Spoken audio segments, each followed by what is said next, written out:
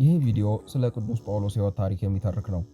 የቅዱሱንም ታሪክ የምተርከው ከኦርቶዶክስ ተዋሕዶ ቤተክርስቲያን አስተምህሮ አንጻር ሲሆን ታሪኩንም ያገኘሁት ከገድለ ሐዋርያት፣ የሐዋርያት ሥራና ከስንክሳር በተዋቀረ መልኩ ነው።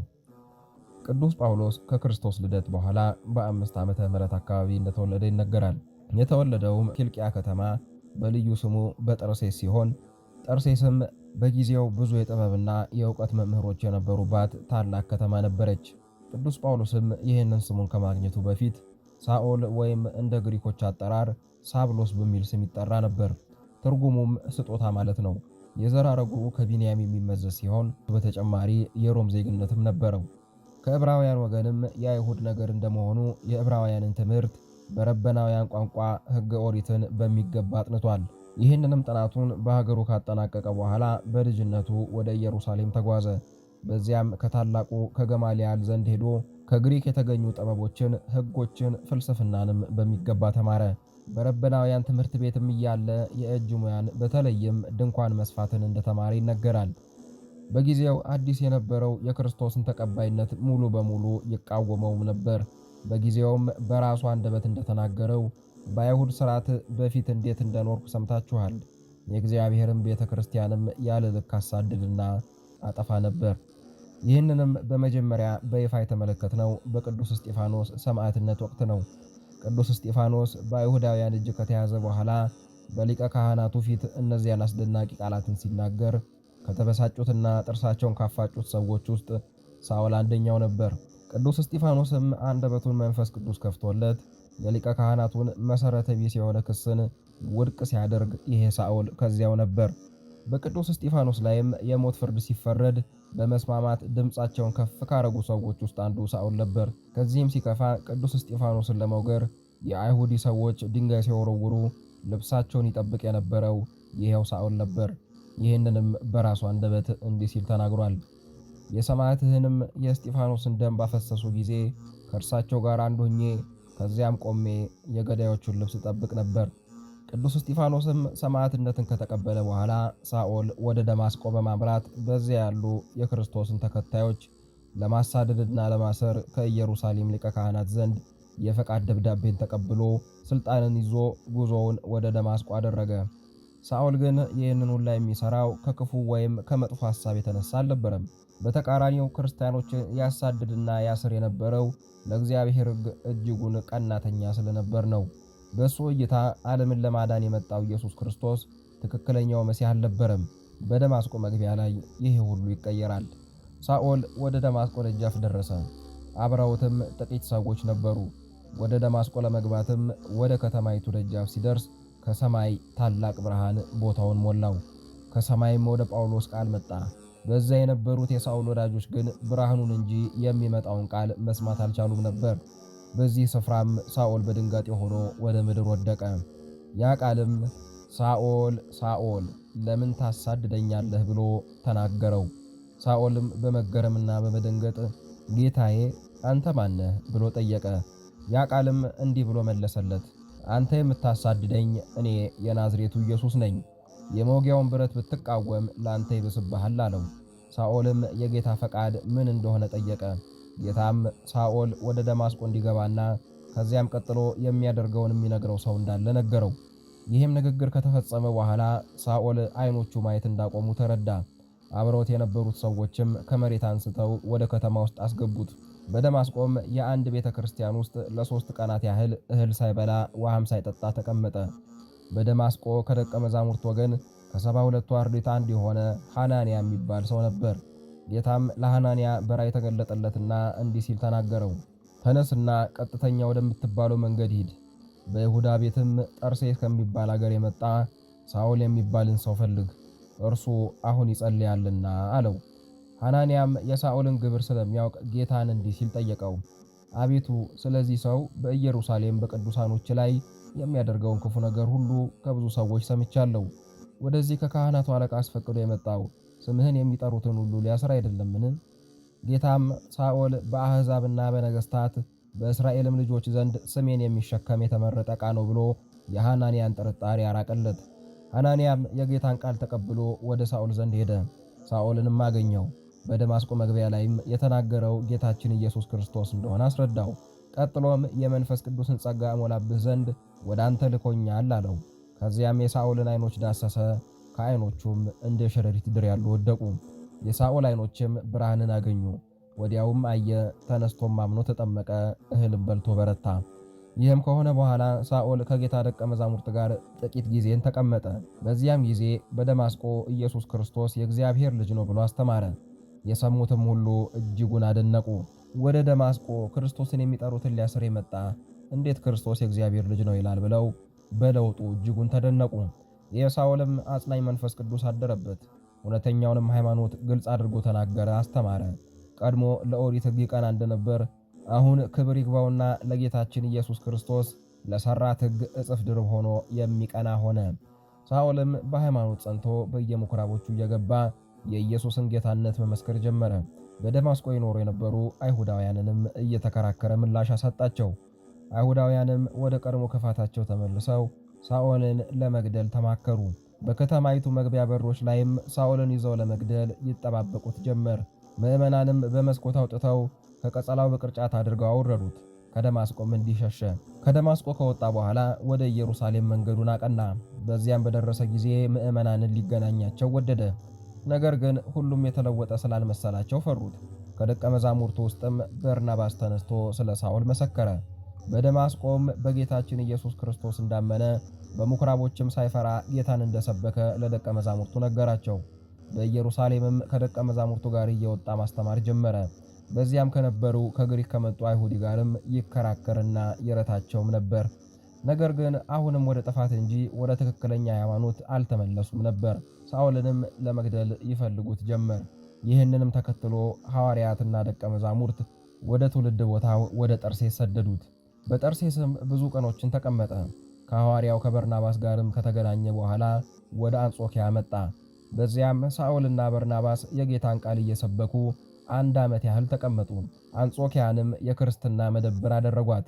በአንጾኪያም የክርስቶስ ተከታዮች ክርስቲያን የሚለውን ስም ለመጀመሪያ ጊዜ ተጠሩበት። በርናባስና ሳኦል ከሊቃውንት ጋር በአንጾኪያ የእግዚአብሔርን ሥራ እየሰሩ በአንድነት ነበሩ።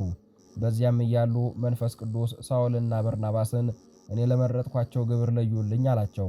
እጆቻቸውንም ጭኖባቸው ከመንፈስ ቅዱስ ተሾሙ። በርናባስና ሳኦልም ጉዟቸውን ወደ ቆጵሮስ አደረጉ። በዚያችም ደሴት እየተዘዋወሩ እያስተማሩ ጳፉ ከምትባል ቦታ ደረሱ። በዚያም አንድ ሥራየኛ የነበረ ሰው ስሙ በርያሱስ የሚባልን አንድ ጠንቋይን አገኙ። ይህ በርያሱስም አይሁዳዊ ሲሆን ራሱን ነቢይ ነኝ እያለ ሕዝቡን ያስት ነበር። ይህ በርያሱስም ሰርጊዮስ ጳውሎስ የሚባል የአንድ የአገረ ገዢ አገልጋይ ነበር።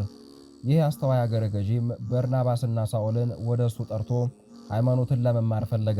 ነገር ግን ያ ጠንቋይ ጠንቅ የሆነ አለቃውን ለመማር ከለከለው። ይህንንም የተመለከተው ሳኦል በርያሱስን በመዓት ዓይን ትኩር ብሎ አየው። በተክሳስ ቃልም ተናገረው። ቀጥሎም አሁንም እነሆ ሥልጣነ እግዚአብሔር ልታጠፋ ተቃጥታለች። ዓይንህ ከማየት ይከለከላል። እስክትሞት ድረስ በመዓልት ፀሐይን በሌሊት ጨረቃን አታይም አለው። በርያሱስም ዓይኖቹ ታወሩ፣ የሚመራውንም የሚፈልግ ሆነ። ይህንንም የተመለከተው ሰርጊዮስ ጳውሎስ እጅጉን አደነቀ። ሳኦል ከበርያሱስ ዓይን ብርሃንን አጥፍቶ የእሱን የልብ ዓይን ስላበራለት አመሰግነው። ቀጥሎም እኔ አፋዊውን አእምሮ በአፋዊ ጥበብ ብሩህ ባደርግ እናት አባቴ ጳውሎስ ብለው ጠሩኝ። ውስጣዊውን አእምሮ በውስጣዊ ጥበብ ብሩህ ለምታደርግ ላንተ ጳውሎስ መባል ይገባሃል ብሎ ስሙን ለሳኦል እንደ ስጦታ አበርክቶለታል። ሳኦልም ከዚያ ጊዜ ጀምሮ ስሙ ጳውሎስ ተብሏል። ይህንንም ድንቅ በጳፉ ካደረጉ በኋላ ጳውሎስና በርናባስ በመርከብ ተጭነው ወደ ጴርጌን ደረሱ። በዚያም አብሯቸው የነበረ ማርቆስ የተሰኘው ዮሐንስ በዕድሜው ወጣት ነበረና መከራን ፈርቶ ወደ ኢየሩሳሌም ተመለሰ። በርናባስና ጳውሎስ ግን ወደ አንጾኪያ ደረሱ። በዚያም በቀዳሚ ሰንበት ወደ ምኩራብ ገቡ። በምኩራብም ሊቀ ካህናት ኦሪትና ነቢያትን ካነበቡ በኋላ ወደ ጳውሎስና በርናባስ መለስ ብለው የሚመክር ቃል ካላችሁ ተናገሩ ብለው በእንግዳ ልማድ ላኩባቸው። ቅዱስ ጳውሎስም ተነስቶ ከግብፅ ስደት እስከ ንጉሥ ዳዊት ያለውን ጊዜ እየጠቃቀሰ አስተማራቸው። ቀጥሎም ከዳዊት ዘር ጌታችን ኢየሱስ ክርስቶስን አነሳላቸው። ቀጥሎም የጌታ ጥምቀት፣ ስቅለትና ከሞት መነሳትን እያነሳ አስተማራቸው። ትምህርታቸውንም ጨርሰው ከምኩራብ ወጡ። በዚያም በርናባስና ጳውሎስን ብዙ ሰዎች ተከተሏቸው። በጸጋ እግዚአብሔርም ብዙዎቹ እያመኑ ወደ እግዚአብሔር ተመለሱ። ለክፋት የማይደክሙት አይሁዳውያንም በነ ጳውሎስ ላይ በክፋት ተነሱባቸው፣ ከሀገራቸውም አሳደዷቸው። ሐዋርያትም የወንጌል ቃል መጀመሪያ ለእናንተ ይሰበክ ዘንድ ይገባል፣ እናንተ ግን ካልተቀበላችሁን አሕዛብን እንሰብካለን ብለው የእግራቸውን ትቢያ አራግፈው ወደ ኢቆንዮን ሄዱ። ቅዱሳን ሐዋርያት ጳውሎስና በርናባስም በኢቆንዮን ብዙ ሰዎችን አስተማሩ። በዚያም አይሁዴዎች ከሐዋርያት ጋር ተጣሉ። ሐዋርያትንም ይዘው እጅጉን አሰቃዩአቸው። እነሱ ግን የኢየሱስን አምላክነት እየሰበኩላቸው ብዙ ተአምራትን እየሰሩ በዚያ ቆዩ። በዚያም የነበሩት ሰዎችም እኩሌቶቹ ከአይሁዲ እኩሌቶቹ ደግሞ ከሐዋርያት ጋር ሆኑ። ሐዋርያትም ከዚያ ቦታ ሸሽተው ወደ ልስጥራንና ወደ ሊቃኦንያ ወደሚባሉ ሀገሮች ሸሹ። በየደረሱበትም አስተማሩ፣ የታመመውንም ፈወሱ። በልስጥራንም ቅዱስ ጳውሎስ ከእናቱ ማኅፀን ጀምሮ ልምሾ ሆኖ መራመድም መቀመጥም የማይችልን ሰው አገኘ። የጌታን ስም ጠርቶ አዳነው። ይህንን ያዩት አሕዛብም አማልክት ሰው መስለው ወደ እኛ መጥተዋል ብለው ጮኹ። በዚህም አላበቁም። ሊሰውላቸው ላምን ይዘው ወደ ሐዋርያት ቀረቡ። ይህንንም የሰሙት ሐዋርያት ልብሳቸውን ቀደዱ፣ ወደ አሕዛብም ፈጥነው ሄዱ። እንደናንተ ፈራሽ በስባሽ ሰዎች አይደለምን? ይህንን ከንቱ ሥራ ትታችሁ እግዚአብሔርን ወደ ማምለክ ተመለሱ ብለው ገሰጿቸው። በልስጥራንና በደርቤን ሲያስተምሩም ከአንጾኪያ የመጡ አይሁድ የአሕዛብን ልብ አጽንተው ሐዋርያቱን እንዲጠሏቸው አደረጉ። ቅዱስ ጳውሎስን በአደባባዮች ጎተቱት። ከደበደቡትም በኋላ ድንጋይ ጣሉበት። አይሁድም ሞቷል ብለው ጥለውት ሄዱ። ደቀ መዛሙርቱም የሞተ መስሏቸው ሊቀብሩት ቀረቡ። ቅዱስ ጳውሎስ ግን ምንም እንዳልሆነ አፈፍ ብሎ ተነስቶ ደቀ መዛሙርቱን አስከትሎ ወደ ሀገር ገባ። በርናባስና ጳውሎስም ደርቤን ወደምትባል ሀገር ገብተው አስተማሩ። ብዙዎችን አሕዛብንም አሳምነው አጠመቁ። ወደ ቀድሞ ስህተት እንዳይመለሱም በሃይማኖት አጸኗቸው። ቀሳውስትና ዲያቆናትንም ሾሙላቸው። ከዚያም ወጥተው ወደ ጴርጌን ሄደው ወንጌልን አስተማሩ። ቀጥለውም ወደ አንጾኪያ ሄደው አስተማሩ። በአንጾኪያም ከብሔረ ይሁዳ የሆኑ ሕዝቡንም ያስተምሩ የነበረ ቢጽ ሐሳውያን ነበሩ። እነሱም በሙሴ ሥርዓት ካልተገረዛችሁ መዳን አትችሉም ብለው ሕዝቡን ያውኩ ነበር። ጳውሎስና በርናባስም ይህንን ነገር ያረጋጉና ያስተካክሉ ዘንድ ተልከው ወደ ሰማርያ ደረሱ። በዚህ የነበሩ ሰዎችንም በመጀመሪያ የሐዋርያት አለቃ ቅዱስ ጴጥሮስ ተነስቶ ተናገራቸው። ቀጥሎም ቅዱስ ጳውሎስ ተናገረ። ጳውሎስና በርናባስም ከተናገሩ በኋላ ቅዱስ ያዕቆብ ተናገረ።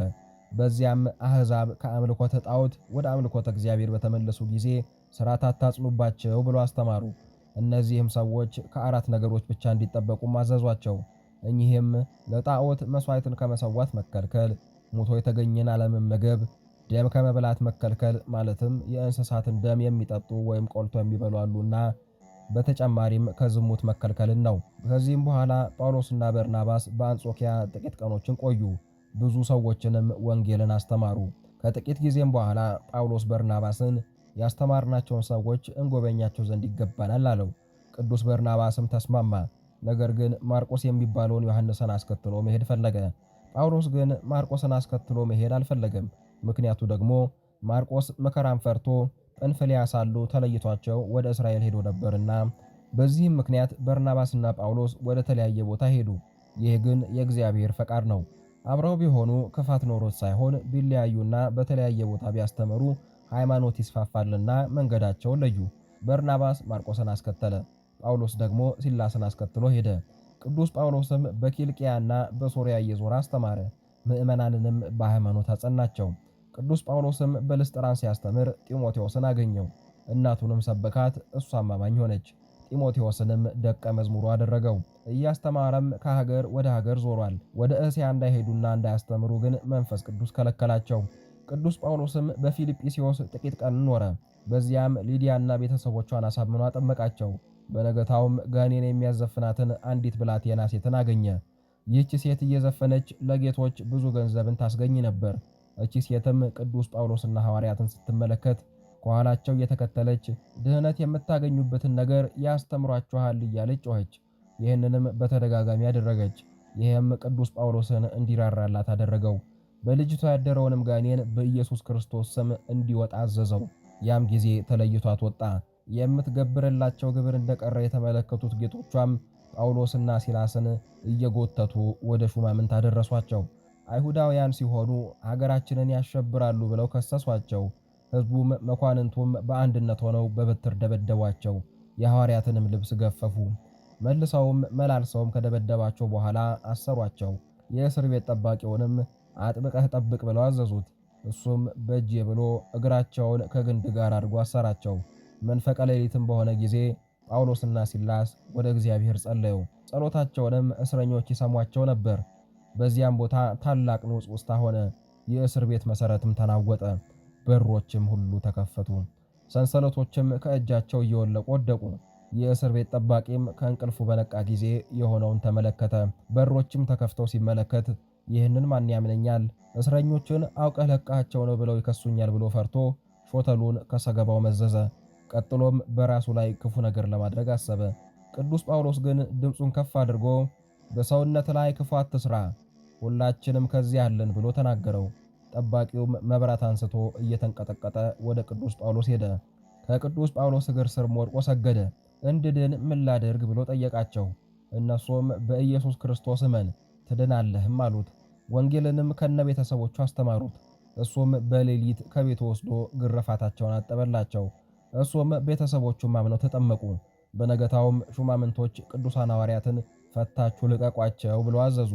ይህንንም የሰማው ጠባቂ ለቅዱስ ጳውሎስና ለሲላስ ነገራቸው። ነገር ግን ቅዱስ ጳውሎስ መሄድን እምቢ አለ። የሮም ሰዎች ስንሆን በደል ሳይኖርብን ገርፈው አስረውናል። አሁን ግን ሰውረው ሊያስወጡን ይወዳሉን? ተሰውረንስ አንሄድም ብሎ እምቢ አለ። ብላቴኖችም ይህንን ነገር ለሹማምንት ነገሯቸው። የሮም ሰዎች ነን የሚለውንም ሲሰሙ ፍርሃት ያዛቸው። ወደ እስር ቤትም መጥተው ከሀገራችን ውጡልን ብለው ማለዷቸው። ቅዱስ ጳውሎስና ሲላስም ከእስር ቤት ወጥተው ወደ ልድያ ቤት ገቡ። ምዕመናንንም አግኙ፣ እነሱንም አስተማሯቸው። ከዚያም ወደ ተሰሎንቄ ሄዱ። ቅዱስ ጳውሎስም ከዚያ ወደ ተሰሎንቄ ሄዶ ከአይሁድ ምኩራቦች እየገባ እያስተማረና እየተከራከረ በዚያ ቆየ። ትምህርታቸውንም የሰሙ ብዙ አረማውያንም ያምኑ ነበር። ነገር ግን እንደለመዱት አይሁዶች በቅዱስ ጳውሎስና በሲላስ ላይ በቅናት ተነሱባቸው።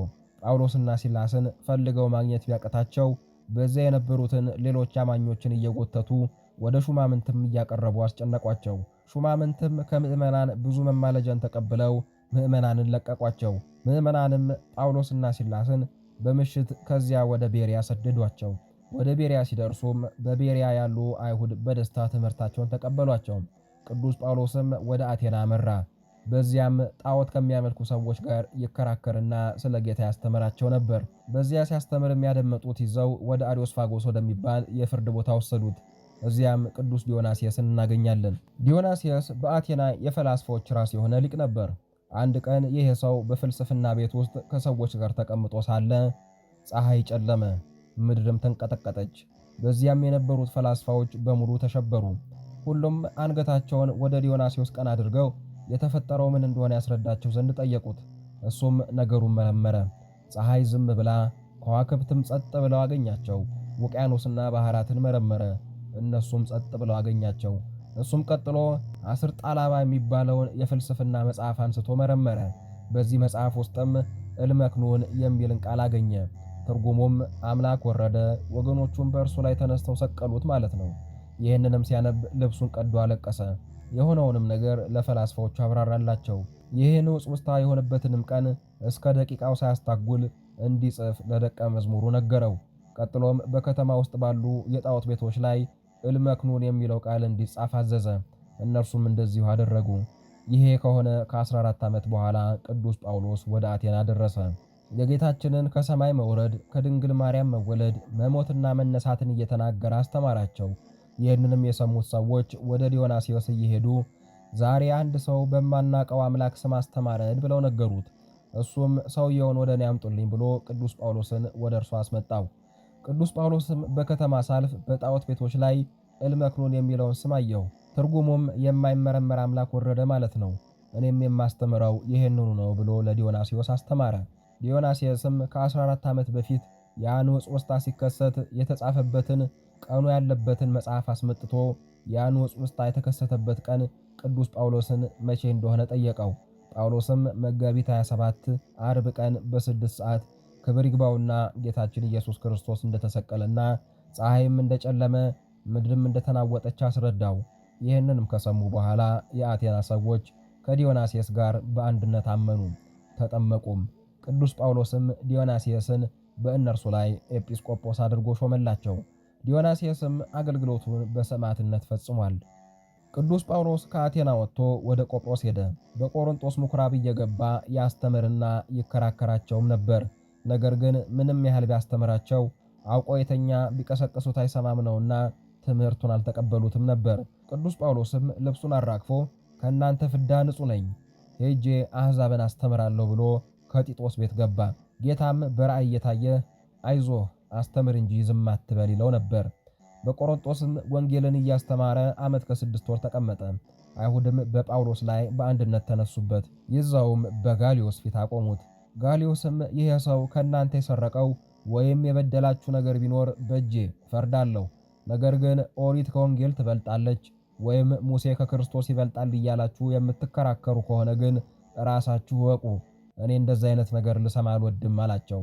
ከአደባባይም አውጥቶ ሰደዳቸው። ቅዱስ ጳውሎስም ጥቂት ቀን ከምዕመናን ጋር ካሳለፈ በኋላ ወጥቶ ወደ ሶርያ ሄደ። ከክንክራኦስም ወጥቶ ወደ ኤፌሶን ደረሰ። ከምኩራብም ገብቶ ተከራክሮ አይሁድን አሳመናቸው። እነሱም በዚያ እንዲሰነብት ለመኑት። እሱም አይሆንም፣ በዓለ ሃምሳን በኢየሩሳሌም ማሳለፍ እፈልጋለሁ፣ እግዚአብሔር ከፈቀደ ግን ወደ እናንተ መለሳለሁ ብሎ ሁለቱን ደቀ መዛሙርቱን ጵርስቅላንና አቂላንን በዚያ ትቶ በመርከብ ተጭኖ ወደ ቂሳርያ አመራ። ጳውሎስም በኤፌሶን 12 ደቀ መዛሙርትን አገኘ።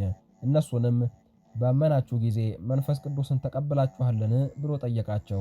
እነሱም አልተቀበልንም፣ መንፈስ ቅዱስ እንኳን እንዳለ አናውቅም አሉት። እሱም እናሳ በምን ተጠመቃችሁ አላቸው። በዮሐንስ ጥምቀት አሉት። ጳውሎስም በጌታችን በኢየሱስ ክርስቶስ ስም አጠመቃቸው። እጁንም በጫነባቸው ጊዜ መንፈስ ቅዱስ አደረባቸው። ሁሉም በየሀገሩ ቋንቋ ተናገሩ፣ ምስጢርንም ተረጎሙ። በምኩራብም ገብቶ ገልጦ አስተማረ። እየተከራከረም ወንጌልንም እየሰበከ 3 ወር ያህል በዚያ ተቀመጠ። ከዚያም ተነስቶ የሚያምኑትን ምዕመናንን አስከትሎ ወጣ። እግዚአብሔርም በጳውሎስ ብዙ ተአምራትን ይሠራ ነበር።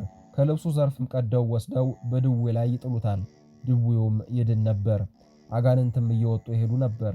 በዚያም የነበሩ የአይሁድ ወገኖች በተለይም የሊቀ ካህናት የአስቄዋ 7 ልጆች ጳውሎስ በሚያስተምርለት በኢየሱስ ክርስቶስ ስም ውጡ እያሉ አጋንንትን ለማውጣት ይሞክሩ ነበር። አጋንንትም ኢየሱስን አውቀዋለሁ፣ ጳውሎስንም አውቀዋለሁ፣ እናንተ ግን ከማን ናችሁ ብሎ ተነሳባቸው። በርትቶም አጋንንቱ መጥቶ አቆሰላቸው፣ ከቤቱም ሰደዳቸው። ይህም በሀገሩ ሁሉ ተሰማ። የጌታችን የኢየሱስ ክርስቶስ ስምም እጅጉን ተከበረ። ብዙ ሰዎችም አምነው ተመለሱ። ቅዱስ ጳውሎስም ወደ ሮሜ ለመሄድ ልቡ አሰበ። ነገር ግን በዚያ ቦታ ሁከት ተነሳ። ነገሩ እንዲህ ነው። አንድ ድሜጥሮስ የሚባል ሰው ነበር። ይህ ሰው አንጥረኛ ሲሆን ብሩና ወርቁን እያቀለጠ በአርጤምስ ምሳሌ ጣዖት እየሰራ ይሸጥ ነበር። ቅዱስ ጳውሎስም ጣዖታት አማልክት አይደሉም ብሎ እያስተማረ የእስያን ሰዎች ስላሳመነ የድሜጥሮስን ገበያ ከንቱ አድርጎበት ነበር። በዚያም የተነሳ ድሜጥሮስ ሰዎችን ሰብስቦ ተናገራቸው። እነሱም ነገሩን ተቀብለው በቅዱስ ጳውሎስ ላይ በብስጭት ተነሱበት። በአደባባይም መጮህና መናገር ጀመሩ። ነገር ግን ሁሉ ለከንቱ ሆነ። ሁከቱም ጸጥ ካለ በኋላ ቅዱስ ጳውሎስ ደቀ መዛሙርቱን አስተማራቸው። ተሰናብቷቸውም ወደ መቄዶንያ ሄደ። በዚያም ጥቂት ቀን ከቆየ በኋላ ከበርናባስ ጋር ሆኖ ወደ ጢሮስ ሄደ። በዚያም እያስተማሩ 7 ቀኖችን ከቆዩ በኋላ መንፈስ ቅዱስ ወደ ኢየሩሳሌም እንዳይወጡ አዘዛቸው። ጳውሎስም ከዚያ ተነስቶ ወደ አካ ሄደ። በዚያም ስቅንጥስ ከሚባል ደቀ መዝሙሩ ጋር ተገናኘ። አይሁድም የሚያስተምረውን ሰምተው በአመፅ ተነሱበት። ቀጥለውም ጳውሎስን ከስቅንጥስ ጋር ይዘው ጭንቅ የሆነ ስቃይን አሰቃዩአቸው። በዚህም አልበቃቸው 2 በሬዎችን አምጥተው ጳውሎስንም ከስቅንጥስ ጋር አስረው በከተማው ጥጋጥግ በድንጋዮች ላይ አስጎተቷቸው። በዚህም ደማቸው እንደ ውሃ ፈሰሰ።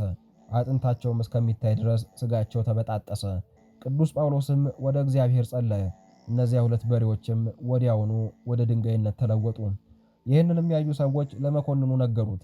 እሱም እጅጉን ተቆጣ። ወደሱም እንዲያቀርቧቸው አዘዘ። ቀጥሎም በድንጋዩ ገሯቸው ብሎ ጮኸ። በቅዱስ ጳውሎስም ተቆጥቶ አንተ የሥራይ ሰው አሰቃይሃለሁ ብሎ ተዘባበተበት። ቀጥሎም ከናስ የተሰሩ ቀፎችን አምጡ አለ። በውስጣቸውም ዝፍት፣ ሙጫና ድኝ በአንድነት ቀላቅለው 2ቱን ቀፎዎች በውስጥና በውጭ ቀቧቸው። 2ቱንም ሐዋርያት በውስጥ አድርገው በእሳት ምድጃ ውስጥ አስገቧቸው። 3 መዓልትና 3 ሌሊትም ሳያቋርጡ እሳት አነደዱባቸው። መድኃኒታችን ክርስቶስም ከመላእክቱ ጋር መጣ። እሳቱንም ከዚያ አፍልሶ የከተማውን ሰዎች እንዲከባቸው አደረገ። በዚህም ያሉ ሰዎች ተጨነቁና አለቀሱ። ከሰማይም ከዚህ መዳን የምትፈልጉ ከሆነ በከተማው አደባባይ ተሰብሰቡ የሚል ቃልን ሰሙ። በከተማውም ቅዱስ ጳውሎስ ከዚህ በፊት ተአምር የሰራበት አንድ አንበሳ መጣና በክብር ባለቤት በኢየሱስ ክርስቶስ እመኑ እያለ ጮኸ። ከዚያም ወደ እሳቱ ተመልሶ ሐዋርያትን አወጣቸው። እነሱም ከራሳቸው ጸጉር አንዲቷ እንኳን ሳትጠቁር ከእሳቱ ወጡ። ሕዝቡም ይህንን ተአምር ሲያዩ በጌታችን ኢየሱስ ክርስቶስ እናምናለን እያሉ ጮኹ። ቅዱስ ጳውሎስም በአብ በወልድ በመንፈስ ቅዱስ ስም አጠመቃቸው። ስቅንጥስንም ቅስና ሾመላቸው። ቀጥሎም ወደ ቂሳርያ ሄደ። በሐዋርያው በፊልጶስ ቤትም ገባ። በዚያም የትንቢት ሀብት የተሰጠው አጋቦስ የሚባል ሰው ወደ እነ ቅዱስ ጳውሎስ ዘንድ መጣ። ቀጥሎም የቅዱስ ጳውሎስን ዝናር አንስቶ እጅና እግሩን አሰረ። ቀጥሎም እንዲህ አለ፣ የዚህ ዝናር ባለቤት አይሁድ በኢየሩሳሌም እንዲህ ያስሩታል፣ ለአሕዛብም አሳልፈው ይሰጡታል ብሎ ትንቢትን ተናገረ። ይህንንም የሰሙት ሁሉ አለቀሱ። ወደ ኢየሩሳሌምም እንዳይወጣ ቅዱስ ጳውሎስን ማለዱት። ለቅሷቸውንም የተመለከተው ጳውሎስ መታሰር ብቻ አይደለም፣ በጌታ ስም ለመሞትም ቆርጫለሁ አላቸው። ይህንንም ሲሰሙ እግዚአብሔር የፈቀደው ይሁን ብለው ለፈቃዱ ተዉት። ቀጥለውም ቅዱስ ጳውሎስና በርናባስ ስንቃቸውን አዘጋጅተው ወደ ኢየሩሳሌም ወጡ። ኢየሩሳሌም በደረሱ ጊዜም ወንድሞች በደስታ ተቀበሏቸው። በሰባተኛውም ቀን ከእስያ የመጡ አይሁድ ጳውሎስን ከምኵራብ ባዩት ጊዜ ሕዝቡን የሚያስተው ሰው ይሄ ነው እያሉ ጮኹ። ከቅዱስ ጳውሎስ ጋርም የኤፌሶን ሰው የሆነ ጥሮፊሞስን አይተው ነበርና ቅዱስ ጳውሎስ ጥሮፊሞስን ወደ ምኵራብ ያገባው መስሏቸው ሀገሪቷን አወኳት። ይህንንም የሰሙት ሕዝብ ወደ ጳውሎስ ሄደው እየጎተቱ ከምኵራብ አወጡት። ሊገሉት የሚፈልጉ ነበርና መላልሰው ደበደቡት። የሆነውም ነገር የኢየሩሳሌም ሙከት ወደ ጭፍሮች አለቃ ወደ ሉሊዮስ ደረሰ። አለቃውም ወደ ቦታው ሄደ። ሉሊዮስንም ሲያዩ መደብደባቸውን አቆሙ። ሹሙም ቅዱስ ጳውሎስ እንዲታሰር ፈረደበት። ሹሙም ምን በደላችሁ አላቸው። እነሱም ጌታ ሲፈረደበት ይጮህ እንደነበር ቅዱስ ጳውሎስ ላይም እንዲሁ መጮህ ጀመሩ። ሹሙም ከጩኸት የተነሳ ምንም መስማት ስላልቻለ ቅዱስ ጳውሎስን ወደ አደባባይ እንዲያወጡ ታዘዘ። በዚያም ያሉ ሰዎች ይሙት ይሙት እያሉ ይጮሁ ነበር። ሹሙም መረመረው። ቅዱስ ጳውሎስም ነገሬን ለሕዝቡ ነግር ዘንድ አሰናብተኝ አለው። ሹሙም በእጄ ብሎ ፈቀደለት። ቅዱስ ጳውሎስም ከፍ ባለ ቦታ ላይ ቆሞ እጁን ወደ ሕዝብ አመለከተ። ዝም በሉ አላቸው። ቀጥሎም በዕብራይስጥ ቋንቋ ተናገረ። ቅዱስ ጳውሎስም ከወልደቱ በደማስቆ በጌታ የተጠራበትንም አገልግሎቱንም ነገራቸው። አይሁድ ግን ንግግሩን ሲሰሙ ተበሳጩ። ከሀገራችን አስወጡት ብለው ጮኹ። ሹሙም ወደ ፍርድ ቤት አግብታችሁ ገርፋችሁ በደሉን አናዙት ብሎ አዘዘ። የሚገርፉት ሰዎችም አንድ በግራ አንድ በቀኝ ሆነው ይገርፉታል። ሲገርፉትም ቅዱስ ጳውሎስ ባጠገቡ ወዳለው ሹም ዘወር ብሎ በደል ሳይኖርበት የሮምን ሰው መግረፍ ይገባችኋልን አለው። ሹሙም ይህንን ሲሰማ ወደ አለቃው ሄዶ የሮሜ ሰው እንደሆነ ነገረው። አለቃውም የሮሜ ሰው መሆንህን ንገረኝ አለው። ቅዱስ ጳውሎስም አዎን የሮሜ ሰው ነኝ ብሎ መለሰለት። ሹምም ይህንን ያልነገርከኝ ብዙ ብር ከፍዬ ካገኘሁት ሹመት ልታሽረኝ ነውን ብሎ እጅጉን ፈራ። በነገታውም ከእስራቱ ፈታው። አይሁድም መጥተው በሸንጎ እንዲሰበሰቡ አዘዘ። ቅዱስ ጳውሎስንም በፊታቸው አቆመው። ቅዱስ ጳውሎስም እኔ እስከዚች ቀን ድረስ በመልካም ሕሊና በእግዚአብሔር ፊት ኖሬአለሁ ብሎ ተናገረ። ሊቀ ካህናት ሐናንያም አፉን ይጸፉት ዘንድ አዘዘ። ቅዱስ ጳውሎስም ሊቀ ካህናቱ ያለ ሕግ እንዲመቱት ስላዘዘ ገሰጸው። እግዚአብሔር አንተን ይመታህ ዘንድ አለው ብሎ ተናገረው። በዚህ ያሉትም እንዴት ሊቀ ካህናትን ትሳደባለህ ብለው ተናገሩት። እሱም ሊቀ ካህናት መሆኑን ባላውቅ እንጂ ባውቅማ ኖሮ ለምን እሰድበዋለሁ አላቸው። ቅዱስ ጳውሎስም እዚህ ያሉት ሰዎች አንድ ወገን ሰዶቃዊ፣ እኩሌቶቹ ደግሞ ፈሪሳውያን እንደሆኑ አስተውሎ እኔ የፈሪሳዊ ልጅ ፈሪሳዊ ነኝ፣ ትንሣኤ ሙታን አለ ብዬ በማስተማሬ ሞት ይፈረድብኛልን ብሎ ጮኸ። እንዲህም ብሎ ሲጮህ ፈሪሳውያንና ሰዶቃውያን ተጣሉ። ሰዶቃውያን መላእክት የሉም፣ ትንሣኤ ሙታን የለም፣ መንፈስ ቅዱስ የለም የሚሉ ናቸውና ፈሪሳውያን ግን ይህን ሁሉ ያምናሉና በዚህ ተለያዩ። በዚህ ቦታም ክርክር ሲበረታ ሹሙ ቅዱስ ጳውሎስን ወደ ግዞት ቤት እንዲወስዱ ታዘዘ። በሁለተኛው ሌሊትም ጌታችን በራእይ ታየው። አይዞህ በኢየሩሳሌም እንደመሰከርክልኝ በሮሜ ደግሞ ትመሰክርልኛለህ አለው። በነጋም ጊዜ 40 የሚሆኑ አይሁድ ተሰብስበው ተማማሉ። ጳውሎስን እስክንገለው ድረስ አንበላም አንጠጣም ብለው በክፋት ተስማሙ። እነሱም ወደ ሊቀ ካህናት ሄደው ጳውሎስን በሴራ ለመግደል እንዳሰቡ ነገሩት። ሊቀ ካህናቱንም ለፍርድ ወደ አንተ እንዲመጣ ሹሙን አሳምነው ከእስር ቤትም አውጥተው ወደ ሊቀ ካህናት ዘንድ ሲያመጡት እኛ ቀድመን እንገለዋለን ተባባሉ። ይህንንም የጳውሎስ የእህቱ ልጅ ሰምቶ ከእስር ቤት ሄዶ ነገሩን ለቅዱስ ጳውሎስ ነገረው።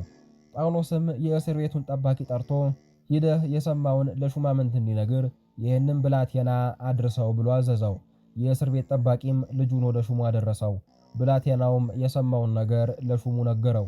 ሹሙም ይህንን ነገር ለማንም እንዳትናገር ብሎ ብላቴናውን አሰናበተው። ቅዱስ ጳውሎስንም ወስዶ በበቅሎ ላይ አስቀምጦ ወደ ቂሳርያ ሹም ወደ ፊልክስ ዘንድ አደረሰው። ሹሙ የጻፈውንም ደብዳቤ ለፊልክስ ሰጡት። እሱም ቅዱስ ጳውሎስን ከሄሮድስ ግዛት ይጠብቁት ዘንድ አዘዘ። በአምስተኛው ቀንም ቅዱስ ጳውሎስ ወደ ቂሳርያ መሄዱን አውቀው ሊቀ ካህናት ሐናንያ ወደ ቂሳርያ መጣ። ከሊቀ ካህናት ሐናንያ ጋርም ጠርጠሉስ የሚባል አንድ ጠበቃ ነበር። ጠርጠሉስም ቅዱስ ጳውሎስን መወንጀሉን ጀመረ። ሹሙም ጳውሎስን ጠቅሶ ተናገር አለው። ቅዱስ ጳውሎስም መናገሩን ጀመረ። ክሳቸው ከንቱ ነው ብሎ ተናገረ። ዛሬም በአንተ ዘንድ ያገኘኝ ክስ ሙታን ይነሳሉ ብዬ ስላስተማርኩኝ ነው አለ። ፊልክስም ነገር ሁሉ ሊየስ ሲመጣ እንመረምራለን ብሎ ቅዱስ ጳውሎስን ወደ እስር ቤት ሰደደው። ከጥቂት ቀናት በኋላም ፊልክስና ሚስቱ ዱርሳሌም በአንድነት ተቀምጠው ሳሉ የቅዱስ ጳውሎስ ትምህርት ምን እንደሆነ ማወቅ ፈልገው አስጠሩት። ቅዱስ ጳውሎስም የትንሣኤ ሙታንን ሲነግረው እጅጉን ፈራ። በሌላ ጊዜ ጠራሃለሁ ብሎ ወደ እስር ቤት መለሰው። ፊልክስም እንድፈታው ከፈለገ ቅዱስ ጳውሎስ ጉቦ ይሰጠኛል ብሎ ብዙ ጊዜ እያመላለሰ ያናግረው ነበር። በዚያም 2 ዓመት ካለፈ በኋላ ቅዱስ ጳውሎስ በእስር ቤት እያለ ፊልክስ ከስልጣኑ ተሻረ። ፊልክስ ግን አይሁድ ደስ ይበላቸው ብሎ ቅዱስ ጳውሎስን ከእስራቱ ሳይፈታው ከስልጣኑ ለቀቀ። አዲሱ ሹም ፊስጦስም ከተሾመ በኋላ በሦስተኛው ቀን ወደ ኢየሩሳሌም መጣ። በዚያም የቅዱስ ጳውሎስን ነገር ነገሩት። መጀመሪያ እንዳሰቡት ለመግደል እንዲመቻቸው በኢየሩሳሌም እንዲያመጣላቸው ለመኑት። ፊስጦስም ወደ ቂሳርያ ተመልሶ ቅዱስ ጳውሎስን አስጠራው። መርምሮም አይሁድን ለማስደሰት አስቦ ቅዱስ ጳውሎስን ወደ ኢየሩሳሌም ወጥተህ ስለዚህ ነገር በዚያ ትፋረድ ዘንድ ትሻለህን? አለው። ቅዱስ ጳውሎስም እፋረድበት ዘንድ የሚገባኝ በቄሳር ፍርድ ወንበር ነው አለ። ፊስጦስም በእጄ ብሎ ተቀበለው። ከጥቂት ቀናትም በኋላ ንጉሥ አግሪጳ ወደ ኢየሩሳሌም ወረደ። በዚያም ፊስጦስ ስለ ቅዱስ ጳውሎስ ነገረው። ንጉሥ አግሪጳም ይህንን ነገር ለራሴ መስማት እፈልጋለሁ አለ። በነገታውም የመንግሥት ልብስን ለብሰው በፍርድ አደባባይ ተቀመጡ። ቅዱስ ጳውሎስንም አስመጡት።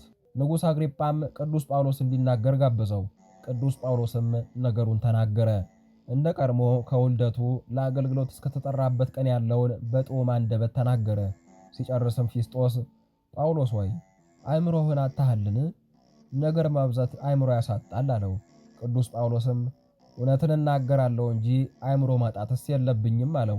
ቅዱስ ጳውሎስም ተናግሮ ከጨረሰ በኋላ ንጉሥ አግሪጳና ፊስጦስ ሌሎች ታላላቆችም ተሰብስበው ተማከሩ። እንኳን ሞት እስራት የማይገባው ተባባሉ። ወደ ኢጣሊያ እንዲሄድና ከቄሳር ፊት እንዲቆምም ሰደዱት። ቄሳር በጊዜው በአንጾኪያ ስለነበር ጉዟቸውን ወደዚያ ያደረጉ። በመርስም ብዙ ቀን ካሳለፉ በኋላ ለመንገድ የሚያስቸግር ክረምት ገባ። ይህንንም አይቶ ቅዱስ ጳውሎስ በዚህ ሁኔታ መንገድ ጥሩ አይደለም ብሎ መከራቸው። እነሱ ግን አይሰሙትም ነበር። ጉዟቸውንም ሲጀምሩ መርከቢቷ በነፋስ ተመታች። ቆዳ የምትባል ወደብ እስኪደርሱ ድረስም ነፋሱ አላቆመም ነበር። ከጥቂት ጊዜም በኋላ መንገድ ቀጠሉ። ክብደት ለመቀነስ ልብሳቸውን ምግባቸውንም ጨምረው ወደ ባህር ጣሉ። በሁኔታውም ሁሉም ተሳፋሪዎች የመዳን ተስፋን ቆረጡ። ቅዱስ ጳውሎስ ግን በመካከላቸው ተነስቶ ቆመ። ቀድሞ የነገርኳችሁን ብትሰሙ ከአቅራጥስ ባትወጡ ይህ ሁሉ መከራ ባልመጣባችሁ ነበር ብሎ ተናገራቸው። በ14ኛውም ሌሊት ከወደብ የደረሱ መሰላቸው። በዚያም 2 ቀዛፎች ከመርከቡ ሊኮበልሉ አሰቡ። ቀላሏን መርከብ ታንኳንም አውጥተው ከባህር ላይ ጣሏት። ቅዱስ ጳውሎስም ይህንን ሲያይ እነዚህ ቀዛፊዎች ከሌሉ ድህነት አናገኝም ብሎ ለመሪው ነገረው። ጭፍሮቹንም ተነስተው መልሕቁን ትሂድ ብለው ተዋት። ቀጥሎም ምግብ እንዲበሉ እያጽናና ለመናቸው። ዳቦውንም አንስቶ እግዚአብሔርን አመሰገነ። ከፍሎም ለሁሉም አበላቸው። በመርከብ ያሉትም አጠቃላይ 276 ሰዎች በልተው ጉልበታቸው ጸና። ጉዛቸውንም ቀጥለው ነፋስ ወዳለበት አደረጉ። ወደ ባህር ወደብም ሲደርሱ መርከቢቷ በአለቶች መካከል ተቀረቀረች። ዋና የሚያውቁ እየዋኙ ሄዱ። የቀሩት ደግሞ በሰሌዳው እየተንጠላጠሉ ወደ ወደብ ደረሱ። ያቺ ደሴትም መላጥያ እንደምትባል ተረዱ። በዚያ ደሴትም የነበሩ ሰዎችም ድካማቸውን አይተው መልካም አቀባበልን ተቀበሏቸው። የመላጥያ ሰዎችም በውሃ የበሰበሰ ሰውነታቸውን ያሞቁ ዘንድ እሳትን አነደዱላቸው። ቅዱስ ጳውሎስም ብዙ ጭራሮ አከማችቶ ወደ እሳቱ ጨመረ። በዚያም ከሙቀት የተነሳ አንድ እፉኝት ወጥታ እጁን ነደፈችው። ይህንንም ያዩት አረማውያን ከባህር ማዕበል ተርፎ ቢመጣ እፉኝት የነደፈችው ነፍሰ ገዳይ ቢሆን ነው ተባባሉ። ቅዱስ ጳውሎስም እፉኝቱን ወደ እሳቱ ጣላት፣ እጁንም አራገፈ። አረማውያንም ካሁን አንድ ነገር ሆነ ብለው ቢያዩት ምንም ክፉ ነገር እንዳልመጣበት አይተው ቃላቸውን ለወጡ። በዚያ ስፍራም ፑፕሊየስ የሚሉት የደሴት አለቃ መሬት ነበር። እርሱም እንግድነት ተቀበላቸው። የፑፕሊየስም አባት በነዳድና በተቅማጥ በሽታ ታሞ ነበር። ቅዱስ ጳውሎስም እጁን ጭኖ ፈወሰው። ይህንን ያዩት ሌሎችም የታመሙባቸውን አመጡ፣ ሁሉንም አዳንላቸው። ቀጥሎም በዚያ ደሴት በሰነበተ መርከብ ላይ ተሳፍረው መንገዳቸውን ቀጠሉ። ቅዱስ ጳውሎስም ወደ ሮሜ ደረሰ። በዚያ ያሉትንም ሰዎች ተናገራቸው። እነሱም በእጄ የምታስበውን ከአንተ ዘንድ ለመስማት እንፈቅዳለን አሉት። ቀንም ቆርጠውለት ብዙ ሆነው ወደ ቤቱ ሄዱ። እሱም ስለ እግዚአብሔር መንግሥት እየመሰከረ ከጠዋት እስከ ማታ አስተማራቸው። እኩሌታው ሲያምኑ፣ እኩሌታው ግን አላመኑም ነበር። ቅዱስ ጳውሎስም በዚያ በተከራየው ቤት 2 ዓመት ተቀመጠ። ቀጥሎም ዓለም ጥግ ወዳለች እልዋሪቆን ወደምትባል ከተማ ሄደ። እልዋሪቆን መጋቢት 27 ቀን ደረሰ። በዚያም ጣዖት የሚያመልኩ ሰዎችን ተመለከተ። በሚያመልኩት ጣዖት ላይም የአበባ ጉንጉንን ያደርጉለት ነበር። ወደ ከተማይቱም ገብቶ ለማስተማር ሲሞክር በከተማው መግቢያ ላይ ያለ በጠልሰም የተቀረጸ ስዕል ጸጉረ ልውጥ እንግዳ ወደ ከተማው መጣ ያለ ጮኸ። ይህንንም የሚሰሙት የሀገር ነዋሪዎች እንግዳውን ለመግደል ጦራቸውን አሹሎ መጡ። ቅዱስ ጳውሎስም ይህንን አይቶ ፈራ፣ ሸሽቶም በዋሻ ውስጥ ተደበቀ። ይህም 2 ጊዜ ተደገመ። በሦስተኛው ቀን ማለትም መጋቢት 29 ቅዱስ ጳውሎስ ወደ ከተማው ለመግባት ሞከረ። ያ ስዕልም ከተለመደው በከፋ ድምፅ መጮህ ጀመረ። ከተማውም ተረበሸ። እነዚያ ሰዎችም እንግዳውን ለመግደል በድጋሚ መጡ። ቅዱስ ጳውሎስም ለመሸሽ አስቦ ወደ ኋላው ዘወር አለ።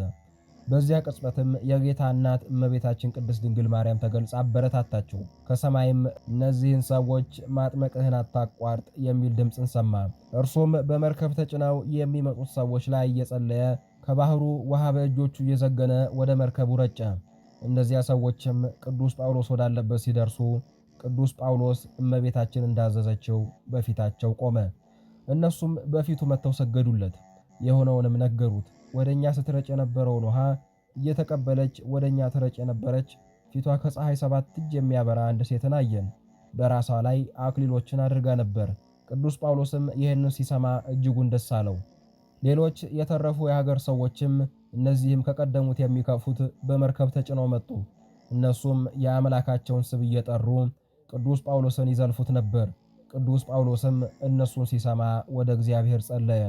ከውሃውም ዘግኖ ይሄ በአብ በወልድ በመንፈስ ቅዱስ ስም ጥምቀት ይሁናችሁ ብሎ ወደ መርከቦቹ ረጨ። እነርሱም ወደ ወደብ ሲደርሱ እንደቀደሙት ለቅዱስ ጳውሎስ ሰገዱለት። በሀገሪቷ ዳርቻ የሆነው ነገርም ወደ ንጉሡ ደረሰ። ንጉሡም ወታደሮቹን አስከትሎ በመርከቦች ተጭኖ ወደ ቅዱስ ጳውሎስ መጣ። ቅዱስ ጳውሎስም ወደ ባህር ዞር አለ። አንቺ ባህር ሆይ በጌታዬ በኢየሱስ ክርስቶስ ስም እንድትከፋ ያዝሻለሁ ብሎ በመስቀል ምልክት አማተበ። ባህርም ተከፈለች። በውስጧም 13 ጎዳናዎች ተገለጡ። የንጉሥ መርከቦችም በየብስ ላይ ቆሙ። ወታደሮችም ሰይፎቻቸውን መዘዙ። ሰይፎቻቸውን በቅጽበት እንጨት ሆኑባቸው። ቅዱስ ጳውሎስም በስመ አብ ወወልድ ወመንፈስ ቅዱስ ብሎ ውሃውን እየዘገነ በላያቸው ረጨ። በዚያም ጊዜ እነዚያ መርከቦች ነፋስ ተሸክሟቸው ያለ ውሃ ከምድር ከፍ ከፍ ብለው ተጓዙ። ተሳፋሪዎችም ከመርከብ ወጥተው ለቅዱስ ጳውሎስ ሰገዱ። በየብስም ተራምደው ወደ ከተማይቱ ገቡ። ቅዱስ ጳውሎስም ይህንን ተአምር እንዲያደርግ በረዳቸው በድንግል ማርያም ስም ቤተ ክርስቲያን እንዲሰሩ አዘዛቸው። ይህንንም ድንቅ በሀገረ እልዋሪቆን ካደረገ በኋላ ወደ ሮሜ ከተማ ተመልሶ ገባ። በስብከቱም ብዙ ሰዎችን አሳምኖ አጠመቃቸው። በጊዜው በሮሜ የነገሰ ኔሮን የሚባል ንጉሥ ነበር። ይህም ንጉሥ አእምሮን ያጣ ቀውስ እንደሆነ ይነገርለታል። ቅዱስ ጳውሎስም በስብከቱ የኔሮን ሚስቶችና ቁባቶች አሳምኖ ወደ ክርስትና መጣቸው። ንጉሥም ይህንን ሰምቶ እጅጉን ተበሳጨ።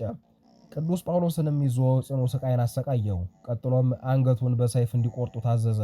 ቅዱስ ጳውሎስም ከሰያፊው ጋር አልፎ ሲሄድ የንጉሥ ኔሮን ዘመዶች ውስጥ በጌታችን ኢየሱስ ክርስቶስ ያመነች አንድ ብላቴና አገኘችው። እርሱንም ስታይ ያለቀሰች። ቅዱስ ጳውሎስም መጎናጸፊያሽን ስጪኝ እኔም ዛሬ መልስልሻለሁ አላት።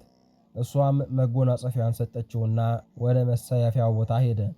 ለመሰየፍም ራሱን ሲያዘነብል ራሱን በመጎናጸፊያው ሸፈነ። ሰያፊውም ራሱን ቆረጠው፣ በመጎናጸፊያውም እንደተሸፈነ ወደ ምድር ጣለው። ሰያፊውም ቅዱስ ጳውሎስን እንደገደለው ሊነግር ወደ ንጉሡ ሲሄድ ያቺ ሴት አገኘችው። ቅዱስ ጳውሎስ ወዴት አለ አለችው። እሱም ራሱ በተቆረጠበት ቦታ ራሱ በመጎናጸፊያሽ ተሸፍኗል አላት። እሷም ዋሽተሃል፣ ቅዱስ ጳውሎስና ቅዱስ ጴጥሮስ በእኔ ዘንድ አልፈው ሄደዋል፣ በራሳቸው ላይም ዓይንን የሚበዘብዝ አክሊላትን አድርገዋል፣ በእኔም ሲያልፉ መጎናጸፊያዬን በእጅ ሰጡኝ ብላ መጎናጸፊያውን ለሰያፊው አሳየችው። በዚያም የነበሩ አይተው አደነቁ። ክብር ይግባውና በጌታችን ኢየሱስ ክርስቶስም አመኑ። ቅዱስ ጳውሎስም በሕይወቱ አሕዛብን ያሳምን እንደነበር ከሞተ በኋላም ብዙዎቹን አሳምኖ ወደ ጌታ መለሰ። ተአምራቱ ስፍር ቁጥር የላቸውም። ቤተ ክርስቲያናችንም ከ15 ባላነሱ የክብር ስሞች ትጠራዋለች። ከመሞቱ በፊት ከጌታ በተቀበለው ቃል ኪዳን ሁላችንንም ይጠብቀን። የቅዱስ ጳውሎስ የሕይወት ታሪክ ከብዙ በጥቂቱ ይህን ይመስላል። ቤተ ክርስቲያንም ቅዱስ ጳውሎስና ቅዱስ ጴጥሮስን በሐምሌ 5 ቀን የዕረፍታቸውን መታሰቢያ ታከብራለች። እንደ እውነቱ ከሆነ ቅዱስ ጴጥሮስ ከቅዱስ ጳውሎስ አይለዩም ነበር። ነገር ግን ጊዜ ስላነሰኝ አሁን የቅዱስ ጳውሎስን ብቻ ለመስራት ተገድጃለሁ። በሚመጡት ጊዜያት የሐዋርያት አለቃ የሆነው የቅዱስ ጴጥሮስን ታሪክ ይዤ እበቅላለሁ። ድምፅ ላይ ትንሽ ችግር ከሰማችሁ ያው ክረምት ሲገባ ትንሽ እያመመኝ ስለተቸገርኩ ነው። እንግዲህ በቀጣይ ቪዲዮ እስከምንገናኝ ድረስ ያው እንደተለመደው ላይክ ምናምን ማድረጉን እንዳትረሱ። በሰላም ያገናኘን። ቻው።